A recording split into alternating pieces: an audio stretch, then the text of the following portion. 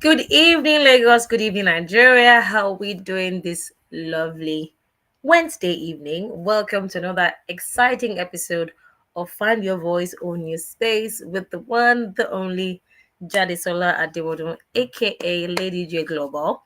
Find Your Voice, Own Your Space is a podcast that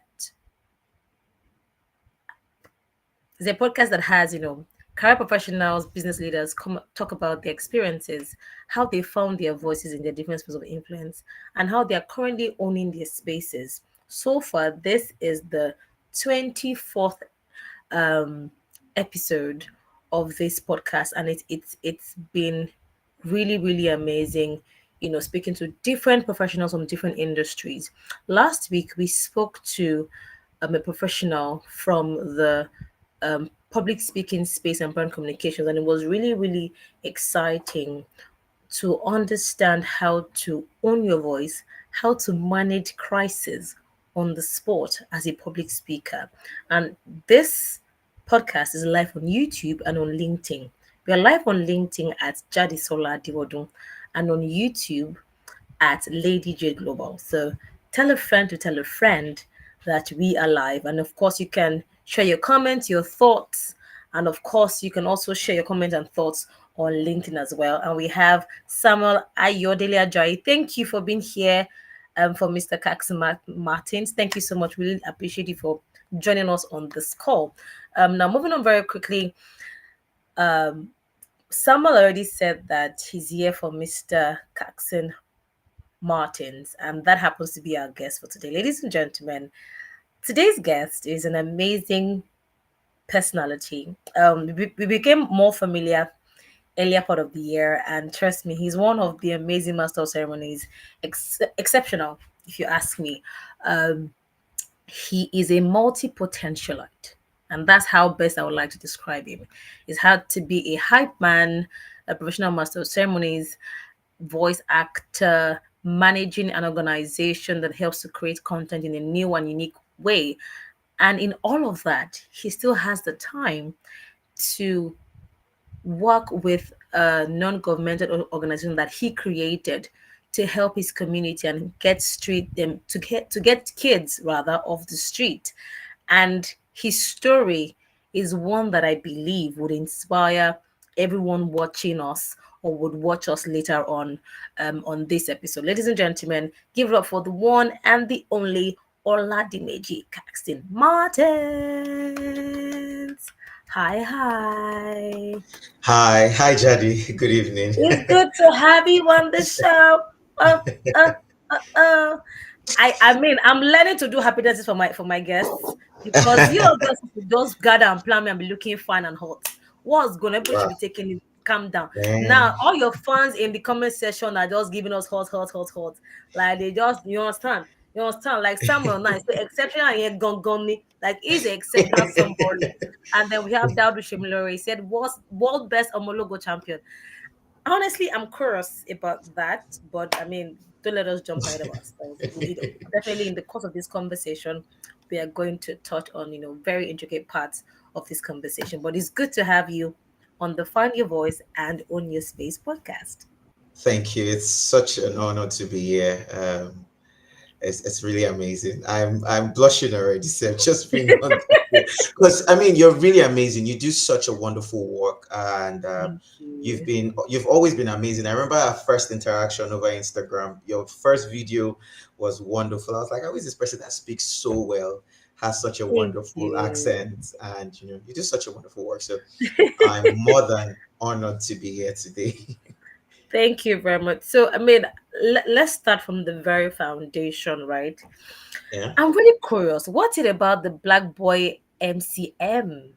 Like, normally in my mind of mind, I'm thinking that you're trying to sell us a melanin kind of feel that once you see the name Black Boy MCM, ordinarily you Mm. know that he's a black man.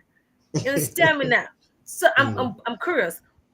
When you hear MCs, when they introduce themselves, they either use a nickname or for some of us, we use our names or we Yeah. craft a name that best represent our personality, our essence, and our Yeah. uniqueness as individuals in the event hosting space.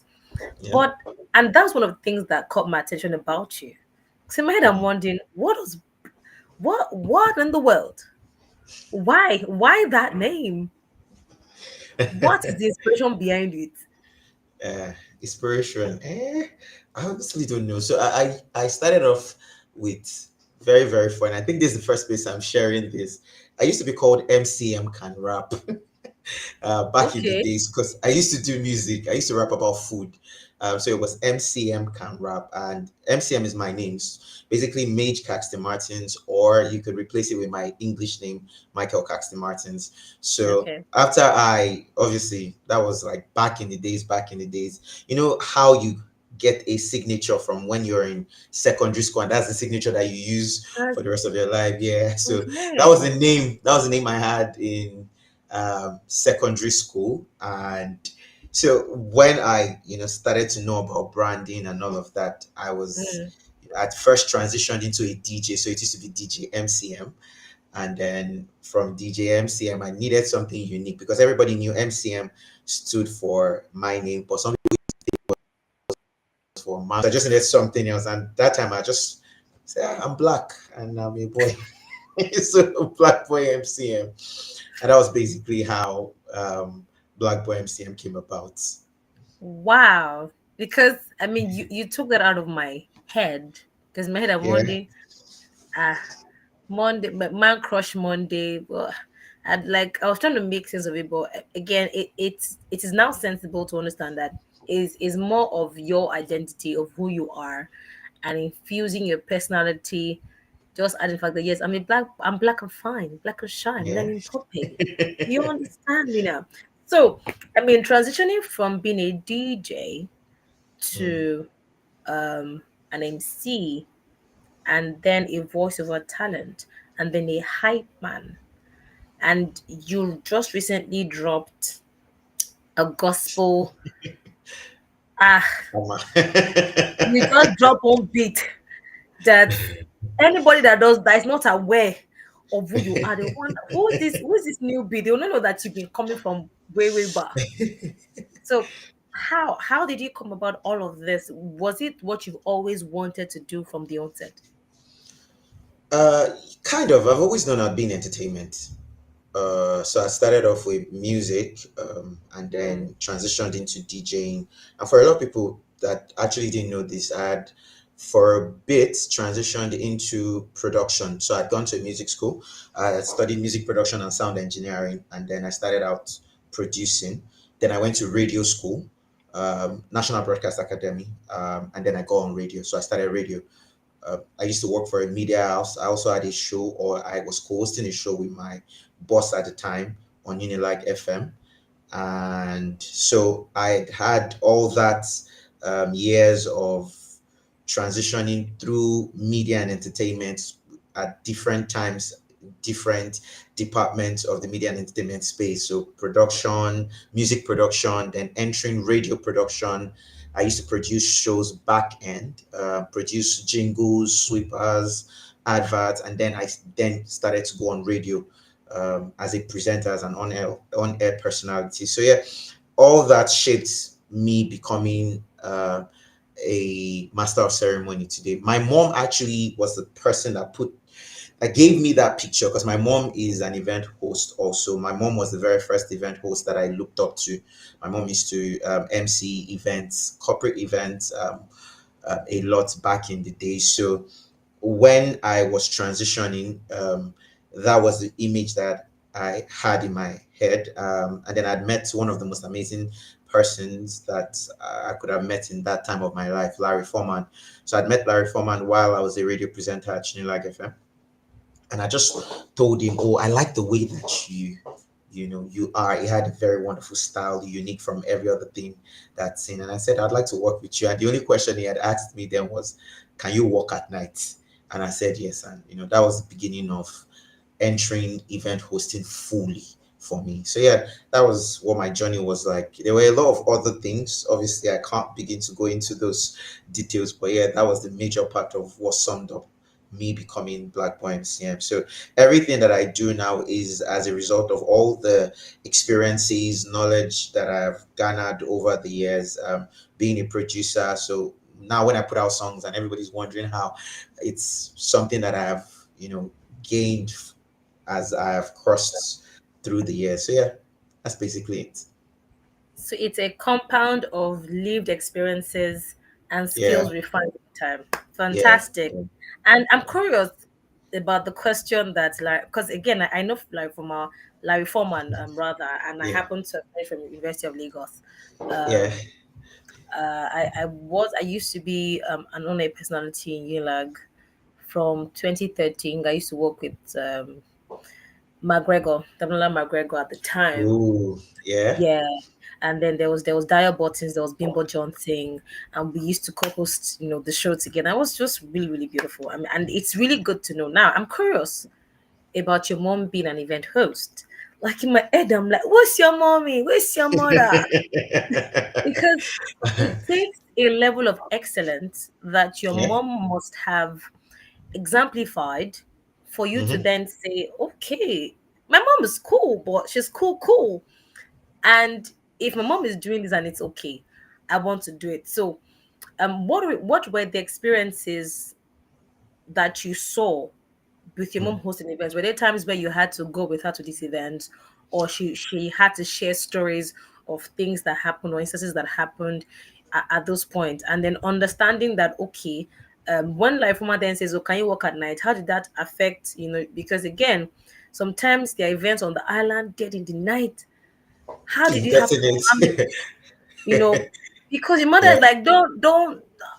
I mean, like we say in the Yoruba language, omotabire konriri de oru, which means Hmm. that Hmm.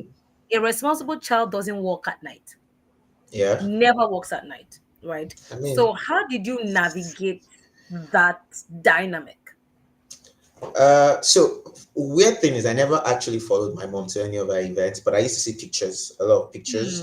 Hmm. And the one thing that has shaped my mind was she had this card that she had designed then. She had two of them with her BlackBerry pin on it and a phone number, and she had listed all the kind of events that she could do. That was the first thing I'd seen, and then I'd seen pictures of our hosting events. So never been to an actual event that she had hosted. I'd seen videos later on in the year, though, later on in life, pardon me. But as of then, I'd never gone to an event with her. So something in my mind. When I knew my mom was hosting an event, that wasn't when I ventured into hosting an event. It was just something at the back of my mind, like, oh, my mom is an amazing event host. And so through my years, radio, and then getting to meet Larry Foreman, I'd hosted events here and there back in the days, just church events. They tell you you're good with at this, da da da, but I'd never really seen it as a career. I'd say Larry actually was the one that opened my eyes to the possibilities of this being a career path for me, because of course then nobody ever saw MCing. MCing was that thing that an uncle in church did, or a friend of the family could speak well, would just do at any event. So Larry was that one person because of how he branded himself and branded his craft. So when I'd met Larry, before I met Larry officially, I'd seen him. I used to follow him on Instagram, and on, would I say, unfortunately or unlucky for me as of then, his show was not around the same time as mine, because I was on Miss Yolanda's show. Um, Big shout outs to Miss Yolanda, because she was one of the people that gave me my break into live radio.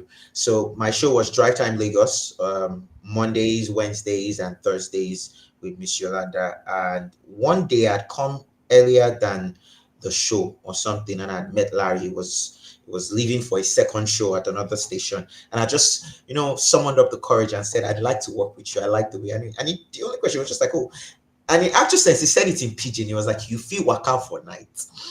And I said, yeah, I can. And he says, give me your number.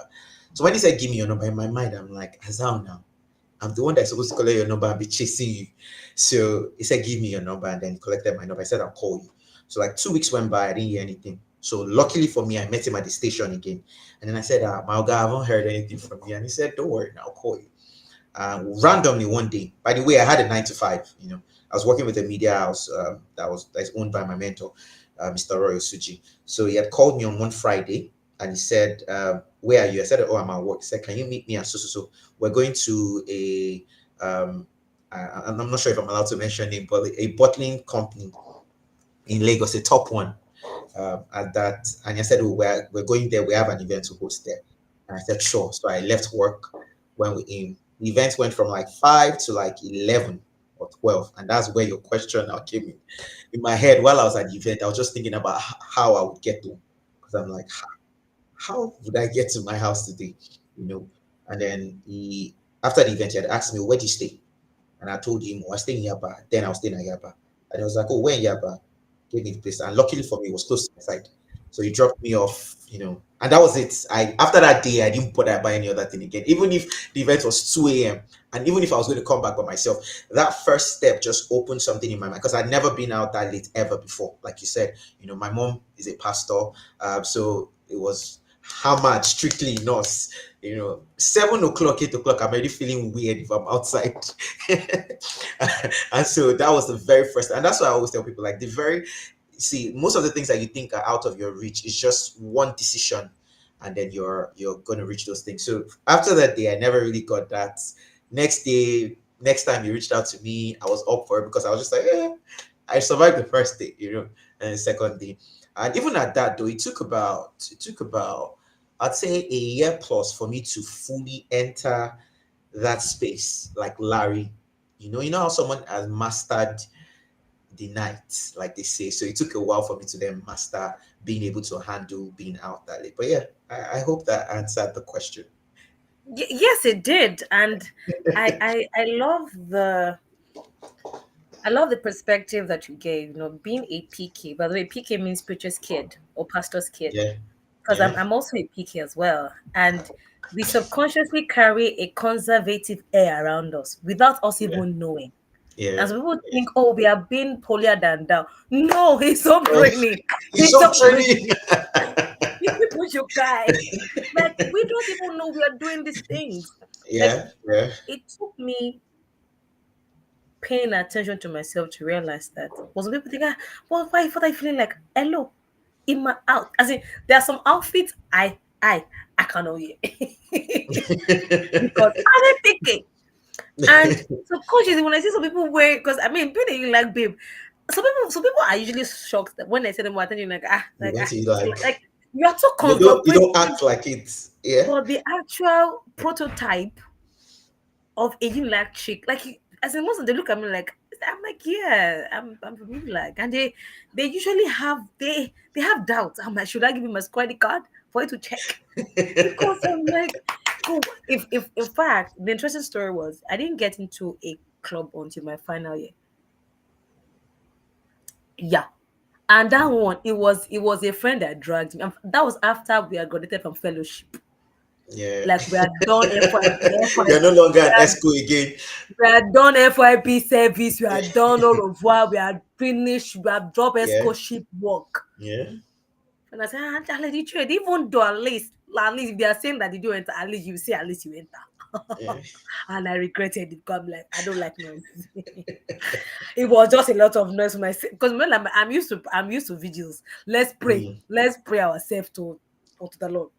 So I mean I can understand the entire culture shock. Now, yeah, moving for that to um creating an NGO, right? Why did you start it? Was it out of passion, or what led to you um creating this initiative for street yeah, kids? Because a lot of times from people that I've had to speak to and interview, right, most times they do things because of either a story, yeah. something happened to them in their own experiences, or because they're just moved by what's happening in their environment. Mm, And looking into your background, for someone who your mom is relatively comfortable, I mean, doing amazing work, hosting events and whatnot, and the value of money at that time was really worthwhile compared to what we have today, right? mm. So, what made you decide to start this initiative for kids on the street? Somewhere in my mind, I'm thinking, okay, as a preacher's kid, you've had to, probably like, is an out of compassion that I don't have. So, or rather, I have, and probably these guys don't have. I want to help because they don't have. But I want to hear from you. Why did you start the initiative in the first place? Whenever I get asked this question, I'm always like, what am I supposed to say? I didn't get any, there was no word, there was no. So the story is very, very weird. It was during the festive period in, I think, 2016 or 2017, and I was feeling a bit alone and down.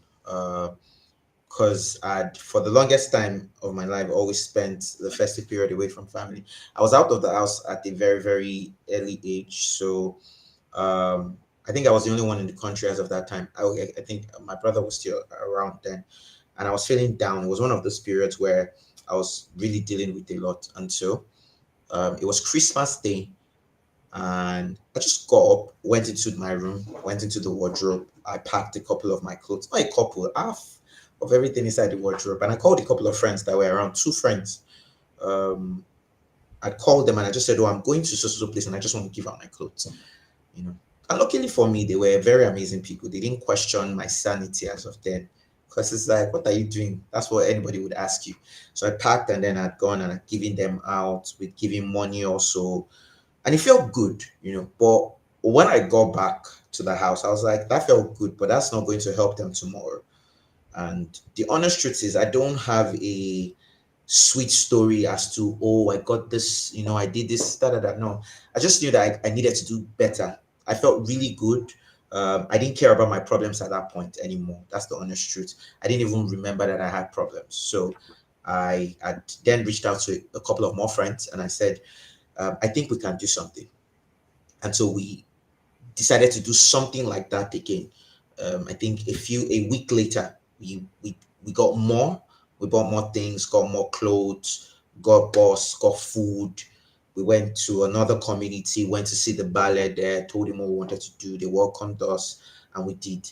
And after then, I it felt good again. But I knew that by tomorrow, this or highest for the raw food that we gave them in a month is done. What can we do? You know, and I cannot say that this is what happened or this is how I got there. Of course, it had to have been the inspiration of the Holy Spirit, but I cannot put a pen to it to say this thing, I got this inspiration. Nah, I just knew this was what I was supposed to do.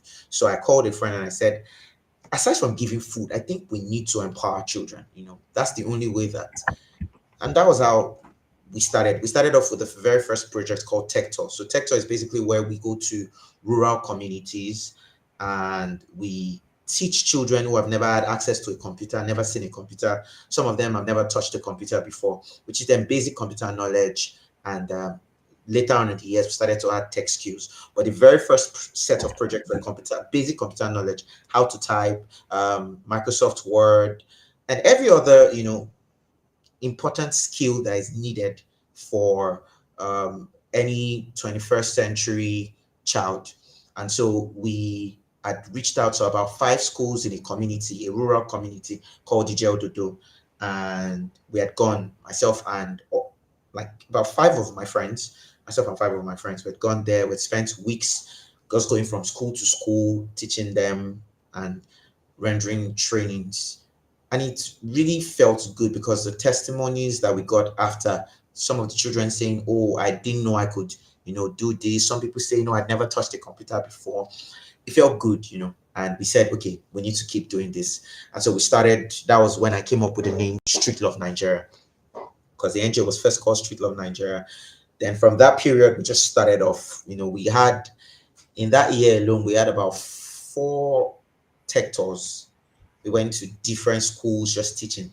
Then I met more amazing people and we realized, okay, we can't just stick to tech. You know, tech is good, but what about the girl children? Because most of the people that were interested were boy children. It was the male children that wanted to be part of this. Some female kids were part, but the majority were.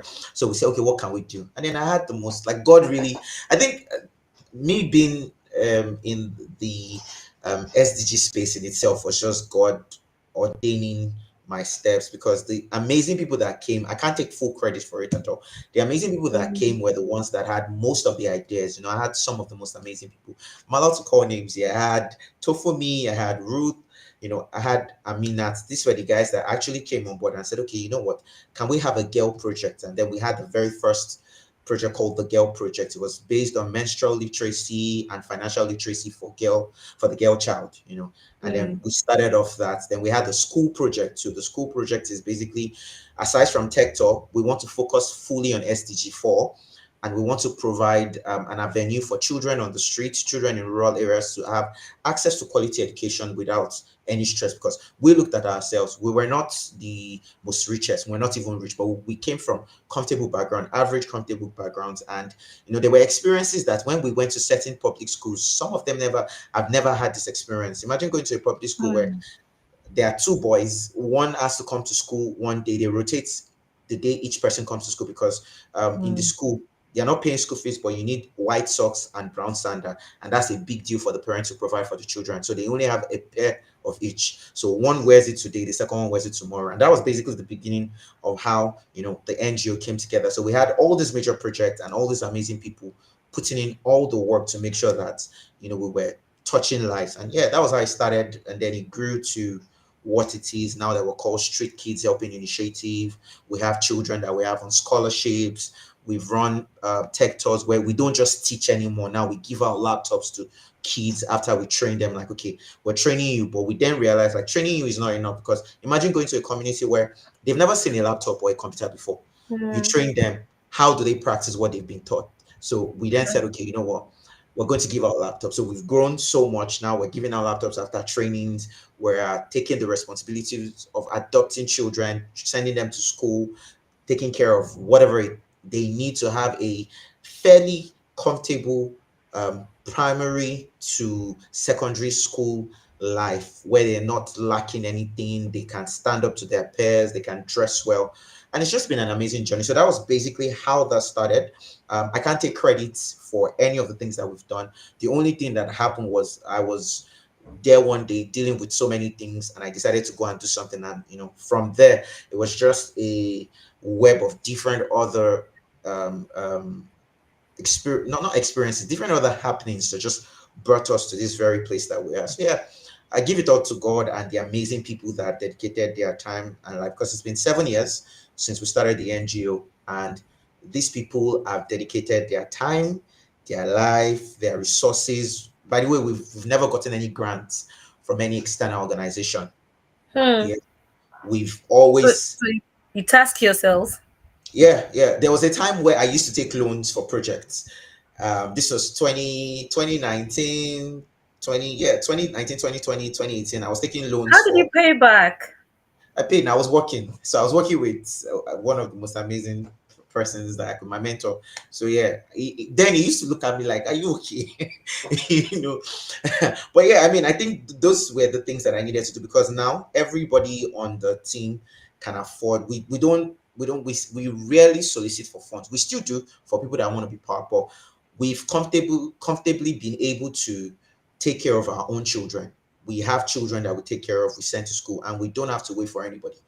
Everybody has an amount that, oh, okay, I'm paying this for this child's school fees, I'm taking care of this. And it's just, we've seen ourselves, as we've been trying to reach out to other people, we've seen ourselves grow in ourselves, where we can now afford to take care of the kids that we want to take care of. So yeah, that's been the journey, for me to summarize it basically.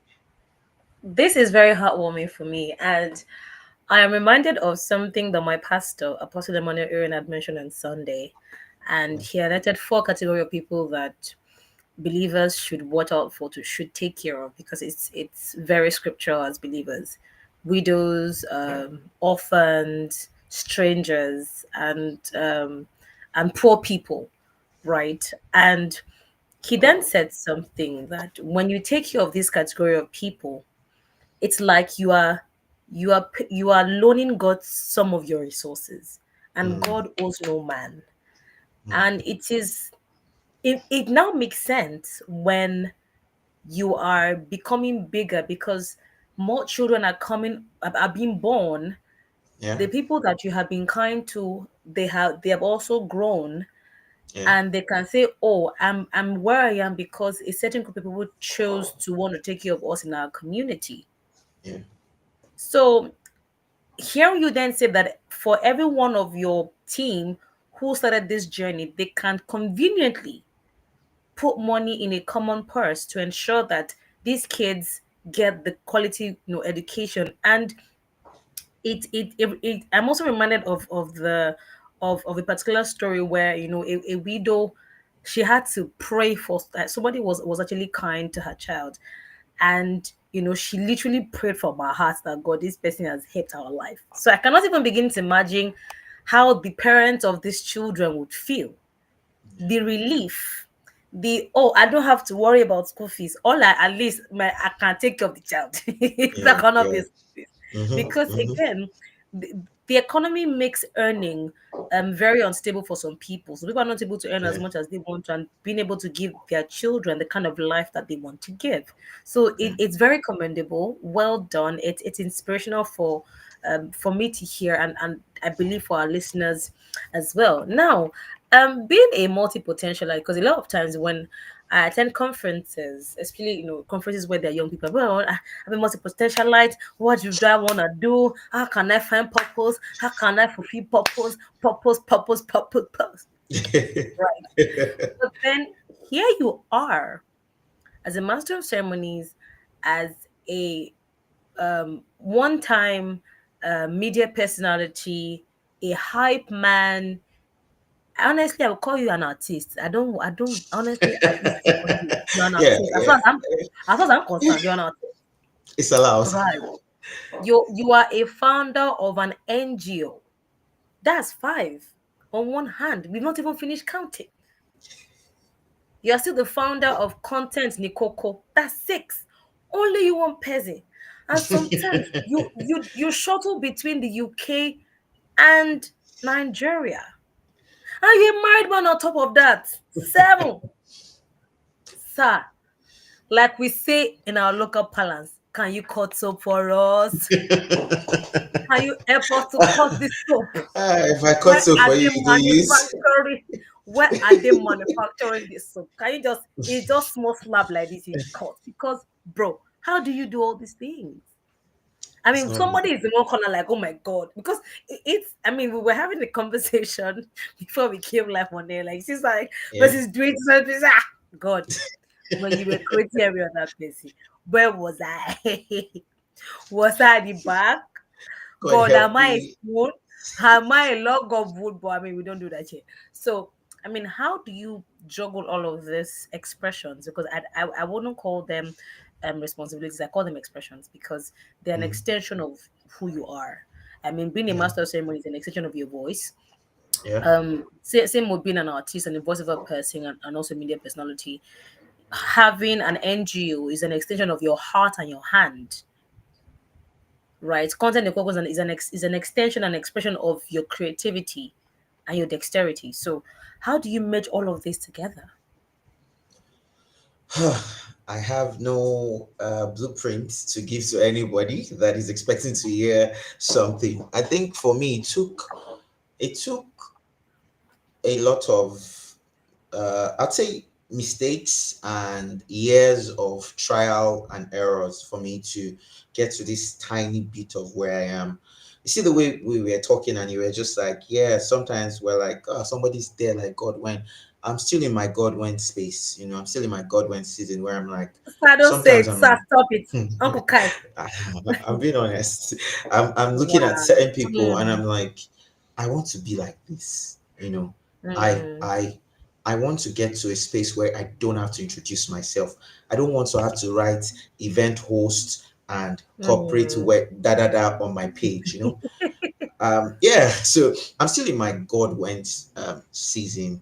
But Face, one thing yeah. that has helped me is I would say a lot of Mr. because that's my mentor. That's one of the people, the one of the voices that really shaped um, my formative, I would say my adult formative years. He would always say that the worst that will happen is like you will fail, and then you start again. But you have to try. You have to try. There's nothing like um, There's nothing like waiting for the perfect time. And so for all those things that you've listed, like I remember saying, I started off as a rapper. I did food rapping, and then I entered DJing. I used to DJ, and so I posted some of my old pictures from when I used to be a Hold up, DJ, and people were laughing. hold up, wait. I wanna hold on, hold on. You said you used to do food wrapping, like you Yeah, I have used to food. rap about food. Yeah, no, no, no, Okay, no. Like I rap about food. Like I'll I talk just wanted about. to be clear on that. But No, no, no. by the That one. way, sorry to cut you because information reaching me says that the love of your life is on this call. So hi, Mrs. We acknowledge your presence. We how will I use that English now? We hail you. We Hmm. thank you for the work that you do. You are the reason why his black is shining. We Actually. celebrate you, the one and Mhm. only Madam, Lady, Marvelous, Caxton-Martins. She's on this call right now. So please, if you're on YouTube, help us to say I. Help us to say thank you, ma. You are doing shout out, shout out. Yeah, so I mean we have see as my guy is blushing. God love is serious. Please, if you're on this call and you're single, I don't know what to say to you. I honestly feel for you. I feel I know sorry what to for you. say to you. But God, yeah. God will do a good thing in your life. A big shout out to Marvelous. It's good to have you supporting your husband. This is really good. So as you're blushing and continue what you're saying. Why are you looking left or right and center? All right. So, like I was saying, so I have no blueprint or how I got here. I basically did trial and error. And if there's one thing that I know, determination, consistency, and diligence will beat talent anytime, any day. That's Say that anybody again. that wants to come for me. Determination, consistency, and diligence will beat talent anytime, any day. I don't care if anybody comes from me on that because, as far as I'm concerned, I don't think that I had any. I don't think I have any special talent as regards all of the fields that I've been in my life. It's been a thing of being consistently doing what I felt was the right thing. So when I say consistency, don't go and be consistent in doing rubbish. But even if you're consistent in doing rubbish, you would find out that you'll be good at rubbish. So whatever your journey is, consistency is very important, determination is very important, and diligence is very important. One of my favorite verse is Proverbs 29:22. I hope I didn't mix it. Sometimes I mix it up 22:29 or 29:22. But it basically talks about, see a man diligent in his works, and he will not stand before men, he'll stand before kings. And that verse is such an important verse and such a big part of my story. So for a lot of people that are out there that feel like, oh, I can do a lot of things, what do I do? Where do I start from? I'd always say, just start, pick one day at a time and do something. Sometimes you start and you get tired along the way. Getting tired is very much allowed. You're allowed to be tired, you're allowed to take breaks, you're allowed to, you know, rest, but you're not allowed to give up. So it's always a thing of just start. When I was into music, I was going all out on it. I was going back to back. I didn't care. When I was a DJ, I was going all out on it. When I was a producer, I was going all out on it. I would make videos about how fast I could make a jingle or a sweeper in 1 minute or in 3 minutes. Producer, I would make videos of how fast I could make a beat in 2 minutes. Yeah, there was just I I realized like in everything that I was doing, I was always consistent in it. I was always going back to back. I treated it like without this thing, I was nothing. So you have a lot of talent, you have a lot of things that you can do. Just start with one, pack the remaining along. You know, during the introductions, Jade was saying, "Oh, I run content, the Coco, I do Street Love Nigeria." But I can bet you that there were times in my life where I was only focused on one of each of these things. I just, when it came, I went for it. Every other thing at that point didn't matter to me. I just go for it. There was a time when I was focused only on Street Love Nigeria, which is Street Kids Helping Initiative. I'd, every single day, I'd wake up. That was what was on my mind. Monday to Friday, we are training children. When we're not training children, we're having meetings. I'm thinking of ways that we can be better. It was just, and then there was a time when content Nikoko was all that was in my mind. I was investing money, I was doing stuff. My wife was also helping to put stuff in. Of course, she wasn't my wife then, but she was, we were all like, it was just every time that I got something, I needed to run with it. I was determined, I was consistent with pushing it. And so, why I always say determination, consistency, and diligence is that it will carry you even in the period where you feel tired. So, this phase of my life is me being focused majorly on my event hosting career. But because of the consistency that I've always applied in previous years to other parts of the expressions of Black Boy MCM, those expressions can still stand even when I'm not giving it my 100% attention. And for me, it's always about times and seasons and phases for me. There are times in my life where I just get the leading to focus majorly on a certain part. There are times in my life where I get leading to focus majorly on something. But before I got to that place, I'd I'd had to find a way to manage all of these things. And like I said, I don't have a blueprint. For me, what worked was every time I got the inspiration of one of these things, I ran with it like my life depended on it. When I was fully into radio, I ran with it like my if you go down to my Twitter page and you go and check old tweet, you see me, I tagged most of your celebrities. Then I'll tell them, oh, I could do sweepers, I'm a radio producer, I'm an on-air personalities, I can do your jingle. I was running massively and crazily with it. When I started event hosting, a lot of people thought I was crazy because I remember people would ask me, why are you going up and down to events when they're not paying you? Because I was interning under someone. But I knew what I was chasing. I knew what I needed to gain at that point. I knew that I did not have enough value to start requesting for payment as of that point. So I needed to garner value. I needed to be able to give out value. And so I was going through the process of getting it. But I was determined about it. There was a time where I'd had to sell my own things to go for events. I ran with all of those things. I was diligent with it. I was determined about it. And I ran with it like nobody else could understand it. And now, like all of those things can stand on their own because I've built something solid, which is myself. At the end of the day, I always tell people, um, how do I put it? Sorry, my wife's message distracted me. Now, wow, we go Apologies. love of wahala of a person will not get wife. Wahala. Oh yeah, sorry. Sorry, Let my me not bad. distract you. Continue what you're saying. Focus, focus. You're on this national So global platform. Focus on why you're here. Thank you. I apologize. So yeah, I was going to say something and then it skipped my mind. But anyways, for me, I don't have a blueprint. This is I can only tell you my experience and how I scaled through. So but I know there are a couple of people out there that say, "No, I'm a multi-potential lead. I have all this talent." I say just start with one first, even if that's all you can do. Hold one and finish that one. Like when I say finish, like beat that one, go all out on that one. If like whatever it is you need to do, pick one and just start. One of the reasons why I feel like a lot of people do not grow or do not do big things because they don't start at the perfect time. They're always waiting to get ready. They're always waiting to say, "Oh, I'm not." Just start. When you start, you give less room to overthink your start process. You can I'm not saying don't be prepared though. I'm not saying don't take out time to get prepared, but I'm saying there's certain things in your life that you just need to take the first step, and then as you go, Mm. you move. But if you take out time and give yourself enough time to doubt, you would always feel like you're not enough, you're not ready. You will never be ready. So yeah, I'll just say start, pick one, start with one, get a hold of that one, and then you'd see how it'll be easy to manage and juggle other things.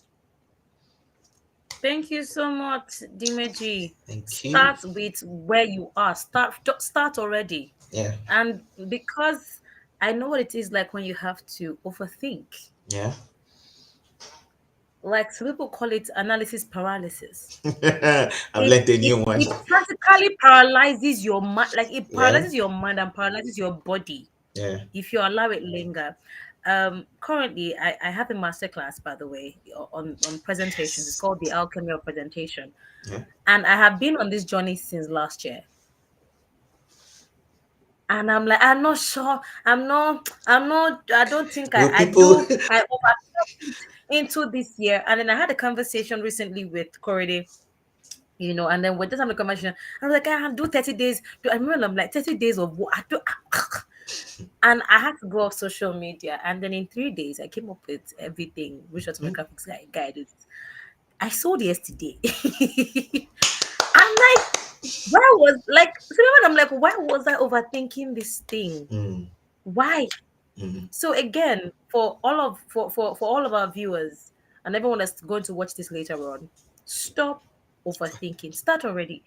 The first step is to actually start, Start. because you'll Yeah. be amazed how valuable um you know the experience that you have is to someone that doesn't even have a quarter of what you have Have. and know a quarter Yeah. of what you know. Yeah. Secondly, there are people that are going to carry your matter on On the. their head the moment they realize that you're doing something amazing. Yeah. And that's one thing marketing my masterclass has taught me, Mm. because I realized that I'm the conventional thing to do is to send broadcast, but I'm like, no, I am going to go on a one-on-one evangelism kind of vibe. And I'm like, okay, hi, this is before I was like, I don't speak to this person. I'm like, auntie, but you need money. Mm. You need their platform, Mm-hmm. you need their contact. Mm-hmm. This is how you can enter. And it makes a lot of sense. And like you rightly said, you might have a lot of expressions, but start from somewhere. And the beautiful thing is every of your expression or every gift that you have is an expression of Of who you who are. you are. Yeah. I remember interviewing one of our past guests on this podcast. His name is Alex, and he said he was speaking to a mentor of his that he wanted to transition into something else. And his mentor said, there's no such thing as transition. Mm. You are just unlocking a different expression of yourself. Mm. You don't transition, you unlock. Mm. That and before I used to do event hosting. Now I want to create podcast. You're not transition. Is this what is common? Yeah. Speaking. Mm. That is the common, denominator of both Yeah. of both expressions. So it's very important. Again, please, and thank you so much, Daudu Shimlori. You are doing amazing work on YouTube. I celebrate you. I hype you. I everything. Twirly to you wherever you are, wherever you're watching from. Thank you so much, Daudu Shimlori. You're an icon. You are the MVP. In fact, you are the original hype man, because you are really energetic. Or you really came because of Oládiméjì to fire. The reason Oládiméjì was born. What's going on here? But, but, but thank you. Now, moving on quickly to content Nikoko. What was the idea behind that? Because again, Mm. you like you have rightly mentioned, when you were in the media space as a radio presenter, you didn't just go there as just being an OAP. You ventured into Yeah. production, and then you went out Yeah. of your way to tell people, oh, this is what I'm doing. I'm a producer. I can help you do this jingle, that jingle, and Yeah. whatnot. Do you understand? So what was Yeah. then the initiative behind content Nikoko? What was the idea? So Content in Coco came after. So I was living a certain phase of my life. I'd been with my boss and mentor for about 7 years at Alvaro Creatives. It's a media house that runs a couple of radio shows across Nigeria. And I'd gone from just being a producer to being an on-air personality to being a creative, would I say, yeah, creative manager or creative director at Alvaro Creatives. And so it was that phase of my life, that season had come to an end, and I was about to leave. And I'd left thinking that I would just focus fully on event hosting, and I'd gotten the inspiration to do, because I'd always been good with marketing. And when I say marketing, I'm not talking about um, um, um, what would I call it? I'll say degree level marketing. I'm talking about layman marketing, able to sell something to someone by by using it and then just expressing how well that thing works. Let me just put it that way to simplify things. So I'd gotten the inspiration to start something around that, because before I'd left Alvar Creatives, I started to do stuff for other brands.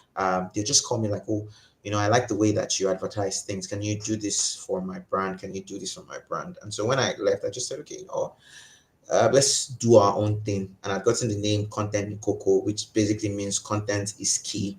And the idea was to bring advertising and marketing, but in a different light. Like I said, very, very simple. We first started off as a UGC focused brand, and then we grew into marketing and advertising for SMEs. So our idea was to create packages that could fit and meet the budget of the smallest brands that you could ever come across, but still help them connect to their next big brand, next big client, next big customer. So the idea was just creating bespoke advertising and marketing for small business owners, medium scale business owners, and just young guys trying to do stuff. So that was basically the idea. And we wanted to do it in a way that it wasn't too complex. It was just something simple that could bridge that gap between their next potential client and themselves. So yeah, that was the idea between content for Content Nikoko, and that was basically how Content Nikoko started. It started off with just doing little social media ads for brands, doing UGCs for them, advertising, creating a different style of adverts that dealt with, including memes and all of those stuff and all of those stuff. So yeah, that's basically how it came about, and I can say we've slowly grown and transitioned into a bit of mainstream marketing and advertising now.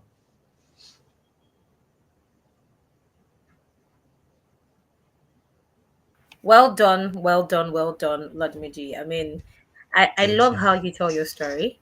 I love the, there's just, how would I explain it? There's the sincerity and the genuinity of your heart in everything that you lay your hand to do. I mean, from the initiative that you did for street kids, there's the heart of, I want to move beyond. Like there's the deal to want to go the extra mile, and I believe that that for me is pretty exemplary. If there's anything, if there's any trait that anyone needs to take out of this conversation, is to be able to grow the extra mile, to be able to think, how can I do this better? How can this Mm. be better? What's a better way to do this? Because it's very, very important that average is no longer the place to chill. It's the extra mile that Mm-hmm, brings the mm-hmm. extra cash. Mm. Do you understand? Clock it, clock Okay, it, let's calm down. clock it. Everybody's coming down here. But I mean that was really, really beautiful to hear. Now, you now said that we should not have peace of mind in this 2025. That as people are hearing the music, you can't. You be afraid to be sick of me in 2025. You now drop mix for us in this year. Excuse sir, what really occurred? What was your plan? That I yes, want to I blow. can do all things through Christ that strengthens me. But this track is a hit back to back.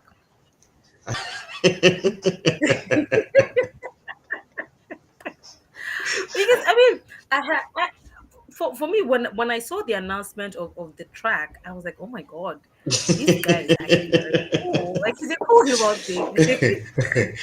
Like this guy's actually cool. Like he's a cool guy. Wow. Okay, but again, hearing your story, it makes a whole lot of sense. Mm. It makes a whole lot of sense. So, was it a case of you trying to remind the audience that hello, we are still here, oh, we are still dropping bars, oh, just in case you are not aware, in case you didn't know, we is a hot when it comes to music production. Do Mm. you understand now? Not really. So, Not really. For me, so people don't know it though, but it was a branding strategy for the hmm, Black Boy MCM brand. So okay, first thing I was trying to do was I was trying to, because I'm a multi-potentialite, I try not to box my brand into a certain image for people. So you see a lot of people try to box mm, Black Boy MCM into just an hype man or just an event host. But an MC, Black Boy MCM has so much expression. So what I was trying to basically do was, it was a branding strategy to say, first of all, I was trying to get more light on the Black Boy MCM brand. Now, whether you like it or not, music is one way to get a lot of exposure on a brand that is in entertainment. For me, maybe because of my background. So it was a thing of, I had stopped music for the longest time, and then in 2024, I was just I was like, what can we do to get outside of just the event hosting space? where there is a constant reminder of the Black Boy MCM brand. Now, a lot of people that know me in the Christian space know that I'm a Christian brother that loves to hype. So when you get your concerts, your raves, your Afro gospel events, Black Boy MCM is going to be there. And I was like, how can I keep my name in even after the event? Because of course, at the event, everybody's screaming, Black Boy MCM, great, you did that. But what's the one thing that will constantly remind them about me? And it was having to express myself through music. So I dropped a song in 2024. So 2024 was like a comeback. Before the song, I'd done a mixtape with DJ Sammy called The Gospel Through Afro and Hype. And that was a way to reintroduce myself and what I was trying to push in the gospel space. So hype and Afro gospel. So we had dropped that. It was okay. People loved the idea. And I was like, yeah, this is good, but you need something for people to constantly remind you. So I dropped something else called Dance Like David. And then from there, I was like, okay, we're not doing music fully, but we're going to push this brand in such a way that in every aspect of entertainment, that name will pop up. So you would always have Black Boy MCM when it comes to entertainment, whether you want him to be your hype guy at an event, or you want him on a track, or you just want him to bring energy and entertainment. That name will always pop up. And that was the idea behind, Black Boy. That was the idea behind Black Boy MCM. I saw something from Dauda again. But yeah, that was the idea behind Black Boy MCM dropping songs and releases and all of that. This year, fun fact, my wife executive produced the song that, Dance to the Beat, because that day it was very weird. The first day I started working on it, I was just chilling. I have a keyboard in my house and I'd not used it in a while. I was just like, So I posted on my Snap and I was like, what do you guys think? Should we do something? And I was like, they're like, yeah, because I post more on Snap. I'm very, very shy on social media like that. So yeah, I'd sent a streak to my guys them and they're like, yeah. So I started working on it. The first one I thought I'd finished the beat. I didn't really put anything there. So I sent it to my wife and I said, oh, what do you think? And in my mind, I was like, yeah. And she was just like, nah. Power of a You can do woman. better. Somebody say power. Shout out to you, marvelous. See, this is why it's good to marry a fine and good wife, a wife that has sense. She could see from my inner eyes that, dear husband, yes, you are good, but we need anointing.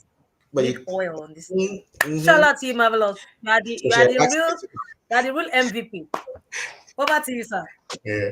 So she had asked me to go back and rework it, put this, put that, and then I'd done it, and then I sent it back to her. And she's like, yeah, now you're talking. And yeah, from there, this year alone, we've had my wife and I actually have a song also on.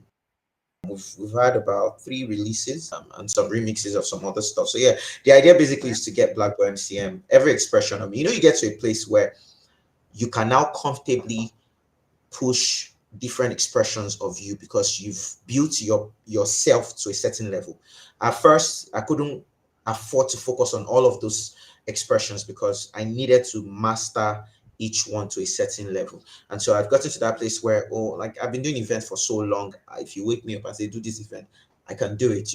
I've been doing production for a bit. And so I can now confidently push Black Boy MCM as an artist without it interfering with the branding of Black Boy MCM as a whole. And people will get the idea, okay, this person is just someone with diverse talents that can do this and do this and do that. So yeah, it was a strategic branding plan for me. It wasn't like, and I wanted to just blow.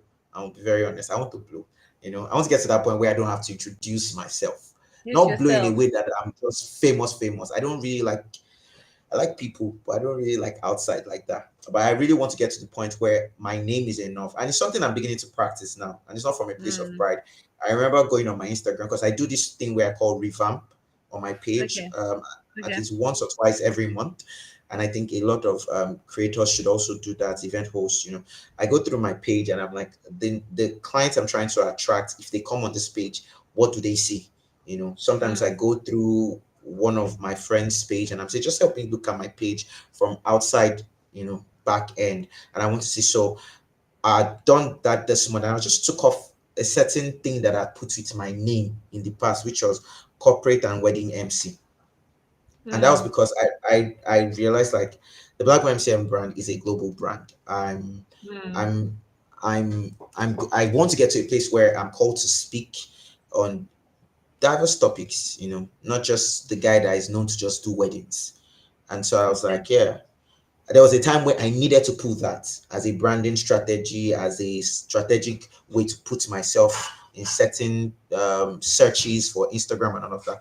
But I felt like, okay, I've gotten to that point where there are other avenues to do that. I can constantly Yeah. get my stuff in the faces of people that I want them to be. But what do I see for my brand in this period? And that was what I did. So yeah, for me, it's always a way to get myself out there. Now, if you Google me, if you say Black Boy MCM, you see artists, and then you see other things. But I wasn't on top of the Google search until I started putting out music again. So it Hmm. was a very strategic thing for me. So now once you search Black Boy MCM, it gives you me as first. You have a bio, you have everything. And that was it for me, Sha. That was what I want. So then you can now click on Black Boy MCM as an artist. It takes you to my catalog and you'd see my body of works and from years past and all of that. So yeah, I'm a very weird person like that, and it might not always make sense with the things that I do, but I've always known to trust the inspirations that I get because they're from the Holy Spirit. So, Fantastic. Thank you so much, Oládiméjì. And a lot of things that you said that are really calling out to me right now. First and foremost, one thing I've realized about people of purpose is the kind of people or the spouse that they marry or the people that they marry. yeah, Now, it's beautiful to hear that your wife co-produces songs with you. And the example that comes to mind is TWO2. You know that the singing couple when we're growing up that yeah, sang yeah, yeah, yeah. yeah. And that which is why it's very important that even as young people, the people we get married to, they can make or mar our growth on our journeys in life. Mm. And I'm glad because for every guest that is married that has come on this show, their spouses always show up for them. Like it's this is the third time this is happening. Like the ones that are actually married, their spouses actually come on the comments and you're like, oh my god, what a lovey dovey, we could love them. But I mean, it's very important that as young people we marry right. It's not a cliche. I remember listening to and is it Lions Den now? These investors that give out money on what's it called? Shark, something Shark, or something Yes, like that. I Shark don't Tank, remember. right? Shark And Tank. one of yes, and one of them said that one of the things that you can do for yourself to becoming a billionaire is marrying someone that has things Mm-hmm, and mm-hmm. also staying married. If you check the top billionaires today, they are married and their spouses have significant, contributions to Impact and their wealth, impute. impact Yeah, and input to their wealth. yeah. Do you understand? So shout out to Marvelous Ma, yeah, She's truly twirling. marvelous. See, as in double toilet to you, double guns. A woman I stand, a queen, an executive producer I stand. Hello, we don't do nonsense here, please. We do correct, we come correct, please. It's like I'm going to bring Marvelous to come and give us master class how to be a correct babe, how to come correct, so that when they marry you are adding value to the man. You are not a liability. Marvelous, so you are hearing me. We sit behind the camera. Okay, I mean, we've actually hit our 1 hour mark and we're going to wrap this up very quickly. Now, what is legacy for you as a brand? You had mentioned that you want to get to a point where it's really not about what you're doing, but about the but about the brand rather, Black Boy MCM. So, what is the long term game that you want to play with your brand?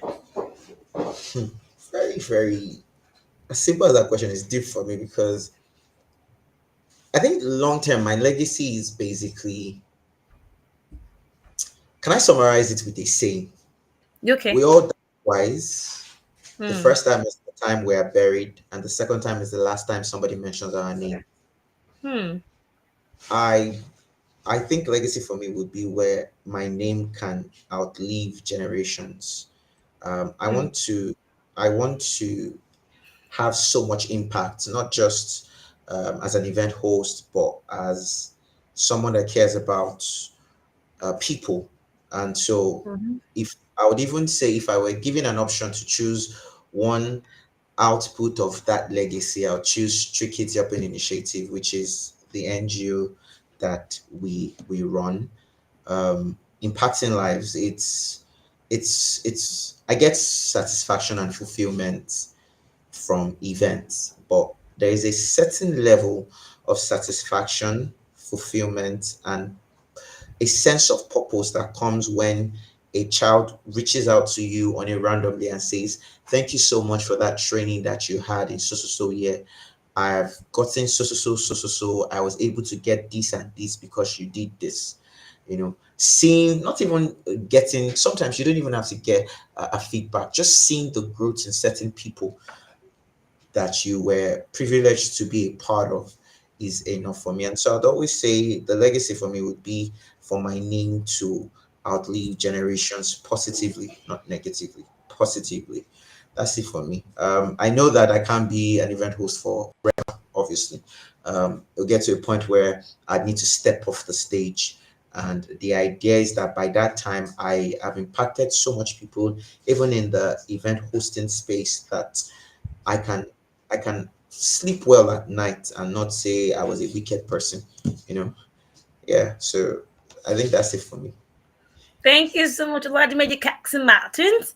I mean, this is every episode happens to be um moments of fun, learning, and reflection for me, being the host. Yeah. And a lot of times we also take our time to have snippets and we share that on LinkedIn, right? But thank you so much for this, and of course a big shout out to the mechanic. He's one of our guests on the show and he's always showing up for us. Thank you so much, the mechanic. God bless you. And then Thank you. he said in the comment section, "Love is sweet, so my brother, love is sweet, so hey God, I go love." Marvelous is just letting us doing gig in the comment section that there's distraction during conversation, but it's okay. We will leave that for another day. But again, thank you so much, Oládiméjì Caxton-Martins, and Thank you. it's my prayer that it keeps getting better from here on, right? And Amen. of course, a big shout out to Mrs. Marvelous Caxton-Martins. It was so heartwarming and just amazing to have you on the show. Being in the comment section, gently and sweetly supporting your husband and letting him know that but there's some sound we cannot put in the outside. Let's remix it with some marvelous oil so that it can be marvelous in the ears of people. My God, my God, my God. It's a word, it's a word. Let us focus and be great to our house. Thank you so much, Jenny, for having me on this. You're welcome. Thank you so, You're so much. I welcome. had such a wonderful time. I did. I also had an amazing time as well. So, ladies and gentlemen, till we come your way again, some other time in the future. But till I come your way again next week Wednesday, this is the Find Your Voice and Own Your Space and Your Life every Wednesday, 7 p.m. to 8. Sometimes we try not to get to 8:30, but thanks to our amazing guest for today, Oládiméjì Caxton-Martins. Again, till I come your way next week. Oh, your mom is on the call. Hi, mommy. Abiyamo Toto, one senior Abiyamo of Nigeria. Mommy, we see you. Mommy, my hands are in the air. You are my senior colleague in the industry. Mommy, we hope we made you proud. Thank you, mommy. God bless you. Our mommy is on the call. Let me respect myself. I'm a Yoruba gay. I have respect and I have home training. Most only red skirt, you understand? Mommy, we celebrate you. We see you. Thank you so much. Okay, guys, have a lovely evening.